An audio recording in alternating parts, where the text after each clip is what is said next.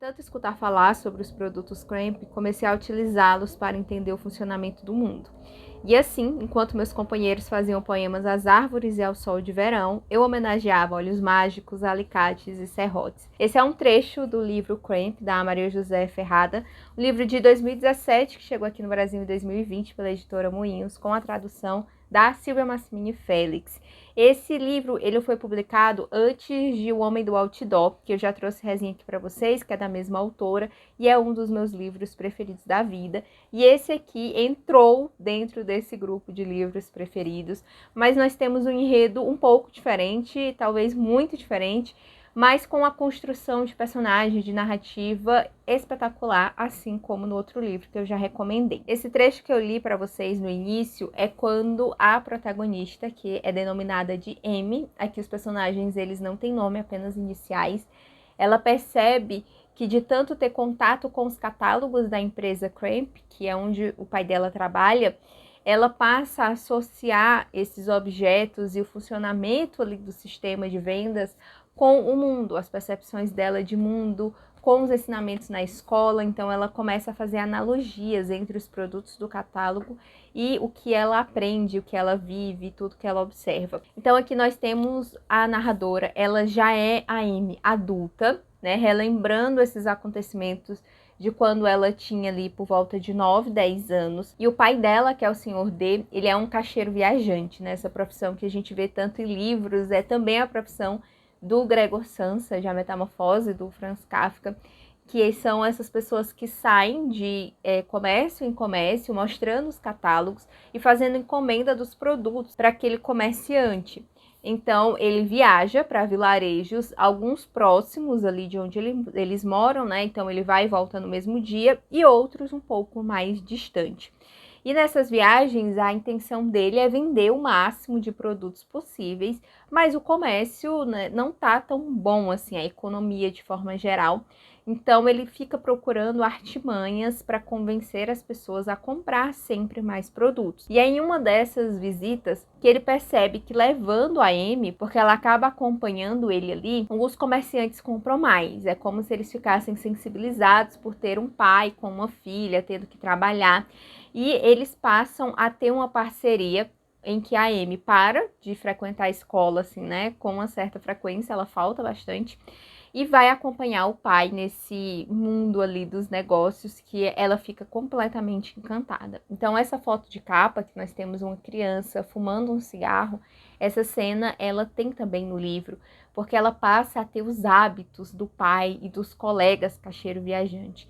Ela começa a descrever pra gente os amigos, como que ela diferencia eles, e ela passa até a ajudar alguns deles, principalmente um que é o Sr. S, na venda dele também. Então o pai não aceita dinheiro, ele não quer que o amigo pague para usar, né, a filha, mas acaba levando a menina nas viagens e ela gosta muito disso, né? No caso assim, ela viaja com o pai, chegando lá, ela ajuda o pai e em outro turno ela ajuda o amigo dele. Uma coisa que eu fiquei um pouco apreensiva ao longo da narrativa foi essa menina, essa criança cercada de homens adultos. E o vilarejo, a autora, ela não descreve tanto as outras pessoas. São mais os comerciantes e os vendedores. E eu fiquei um pouco apreensiva, como se a qualquer momento fosse acontecer ali alguma questão assim de abuso, sabe? Mas não tem, tá? Ela passa ilesa, digamos assim, por essa experiência.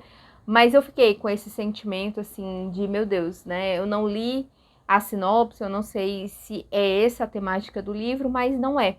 A autora, ela acaba situando esse enredo no período da ditadura chilena. Então, ela vai abordar aqui outros temas, né? Esse período da ditadura, que ele vai ali mais ou menos de 1973, 74, até 1990, que foi quando o Salvador Allende, que tinha sido eleito, né, era presidente, ele sai, né, por conta de um golpe, ele acaba tendo que deixar ali o poder, e quem assume é o Augusto Pinochet, um ditador. Então ele passa essas décadas no comando do Chile, e a autora ela vai abordar um pouco de como que foram esses impactos na vida pessoal das pessoas comuns, das pessoas simples.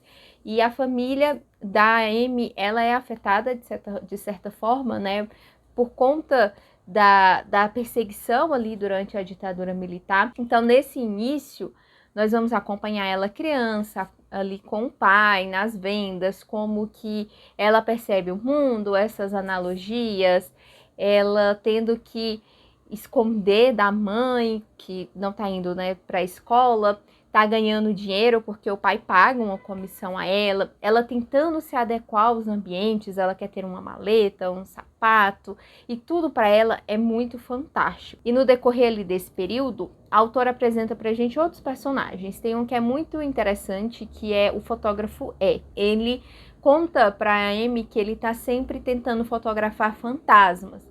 Então, o grande objetivo dele é conseguir capturar a imagem de um fantasma e ela fica assim fascinada com essa possibilidade. Ele tem um cinema que não é muito frequentado, mas ele deixa a Amy e o pai dela assistir os filmes lá de vez em quando. Então, em troca disso, o senhor D, ele acaba fazendo às vezes alguns favores para esse fotógrafo. Eles são amigos, eles se encontram ali vez ou outra. E um desses encontros acontece na casa da Amy, que é a primeira vez em que ela vê em um mesmo ambiente o fotógrafo e a mãe dela. E aí eles comentam que, na verdade, eles já se conheciam, né? Que a mãe dela não está conhecendo ele pela primeira vez. E quando ela fala da mãe dela, é sempre um tom muito preocupante. Tem uma parte em que ela fala assim: e minha mãe era uma pessoa taciturna. Porém, agora que penso bem nisso, não era taciturna. Simplesmente estava triste, e a tristeza não lhe permitia prestar atenção nos detalhes. Isso ela narra no início aqui do livro, e aí quando acontece esse encontro da mãe dela com o fotógrafo, eles vão jantar em casa, o pai acaba oferecendo ali para que o amigo jante com eles, e ela fala assim, né, a partir do momento em que tem essa percepção de que eles dois já se conheciam. E a partir de então, tudo foi estranho. O almoço foi servido, mas Zé não falou nem das fotografias nem dos fantasmas. E minha mãe, que parecia estar sempre em outro planeta, dessa vez parecia estar se esforçando para chegar a outra galáxia. Então ela fala dessa mãe como essa pessoa ausente, que está ali apenas de corpo presente, como uma pessoa incompleta. E já desde o início deixa um pouco ali uma margem, né, para a interpretação de talvez um quadro de depressão que vai ser um pouco mais explorado, mas esse fato ele é explicado, sabe, um pouco mais adiante assim na narrativa, o porquê que a mãe dela é assim, o que esse fotógrafo está realmente buscando capturar nessas fotografias, e é algo que é muito tocante e chocante ao mesmo tempo. Então tem esses atravessamentos ali do que estava acontecendo no contexto histórico, enquanto a Amy e o pai estão tentando vender pregos e parafusos e fios. Tem essa outra parte, tem uma parte ali universitária, em um determinado momento que eles vão até o cinema, que fica em uma universidade, e tem um movimento ali estudantil, né, que fica como se fosse os alunos mesmo se reunindo ali num ato de resistência, algo do tipo. Então ela vai descrevendo a partir da visão dela adulta, mas também dela criança. A autora ela faz essa brincadeira que em determinados momentos nós temos a visão da Amy pequenininha, de 9, 10 anos, em outros momentos dela já adulta, como agora quando ela fala que, pensando bem, na verdade a mãe dela era só uma pessoa muito triste, que não conseguia perceber os detalhes. Daí tem um acontecimento aqui que muda completamente a vida da Amy, do D, da mãe dela, do fotógrafo. E depois desse acontecimento há uma passagem de tempo, e aí nós vamos encontrar a Amy já com 14 anos. E ela ainda tem contato, digamos assim, com essa vida de caixeiro viajante do pai. E nós vamos ver ela voltando aos vilarejos em que o pai vendia os produtos Cramp, né, passado alguns anos. E como que é a percepção dela um pouco mais velha. Porque quando ela era criança, tudo era muito maravilhoso, tudo era muito mágico. E ela já ali pré-adolescente, que, né, conheceu outras coisas do mundo, então ela vai contar pra gente também como que ela percebe esse espaço, esses comerciantes, esses caixeiros viajantes, como que é agora para ela. E eu achei muito bacana a autora trazer, sabe, essa outra visão. E tem enfim, a mãe dela, o pai, né, tem a mudança em todo mundo, não só nela, mas algo que continua dentro dessa personagem é o sentimento de que ninguém entende ela. porque a percepção que ela criou da vida foi a partir desses catálogos. Então, o pai conhece os catálogos, ela tem uma ligação ali com ele. Mas quando ela está com a mãe, né, com os amigos, com a professora, ela sente que ninguém entende verdadeiramente ela. E nós, né, temos também esse sentimento, isso é comum, principalmente nessa fase ali de pré-adolescência, de achar que nós somos muito diferentes, que ninguém compreende as nossas dores, os nossos sentimentos. Talvez por isso seja tão fácil conseguir se apegar e se relacionar com esses personagens, né, por ter essa fragilidade familiar. Eu particularmente assim amei esse livro. Eu demorei alguns dias para ler por escolha, porque eu queria consumir uns pouquinhos as palavras da Maria José Ferrada. Ela tem uma escrita de frases muito curtas, né? Apesar de gostar muito dessa escrita, eu, por exemplo, não sei escrever assim. Quando eu vou construir um texto, eu tenho períodos muito longos, é muita vírgula, e ela não faz dessa forma, é muito, sabe, muito objetivo, é muito curtinho, é muito impactante. E eu gosto bastante da estrutura mesmo, de como ela desenvolveu os personagens, como em tão poucas páginas a gente consegue se apegar a essa criança, ao pai, até aos amigos, sabe, que não são pessoas tão corretas, você consegue perceber que eles têm ali os desvios, eles ultrapassam até no trabalho, na forma como vendem para esses comerciantes, do tanto de coisa que eles empurram a mais do que foi pedido, pensando apenas no lucro. Então, mesmo assim, a gente consegue torcer um pouquinho ali por eles e depois ter raiva e depois achar bacana o fato dessa criança cercada de adultos não ter sofrido violências e provavelmente porque a autora não quis abordar essa temática, né, e não porque em uma situação real não aconteceria. Aqui no final da quarta capa, ela fala assim: o que quero dizer é que cada pessoa tenta explicar o mecanismo das coisas com o que tem em mãos. Eu, aos 7 anos, tinha estendido a minha e topado com um catálogo de Cramp, que é quando ela começa a ter acesso a esse universo. Eu quis trazer esse vídeo aqui separado, enfatizando o quanto que eu amei esse livro, para tentar convencer vocês a dar uma oportunidade.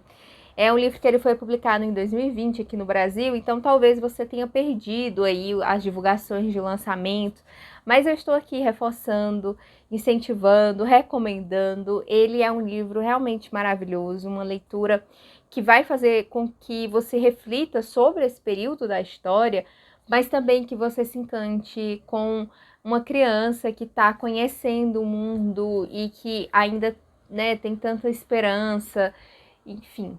Eu amei, tá? Eu espero que vocês gostem assim tanto quanto eu. Comenta se você já conhecia ou não, se ficou com vontade de ler. E se também tiver algum livro nesse estilo para me recomendar, porque eu tenho gostado muito dessas escritoras assim latino-americanas, porque elas abordam temas pesados e de uma forma diferente. Então a gente sai um pouco dessa literatura norte-americana que, né, nós somos bombardeados a todo momento com livros vindos dos Estados Unidos e vamos rodar ali um pouquinho por outros países, conhecer outras realidades, outras escritas, outras culturas, é muito bacana. Tá? Então é isso, espero que vocês tenham gostado da resenha, muito obrigada por quem ficou comigo até aqui, por quem assistiu o vídeo todo, por quem curtiu o vídeo também, porque isso ajuda na divulgação aqui dentro do YouTube. Eu vou deixar aqui outro vídeo, caso tu queira continuar me assistindo, mas eu espero encontrar vocês aqui no próximo vídeo, que terão outras recomendações de leituras e que vocês vão amar.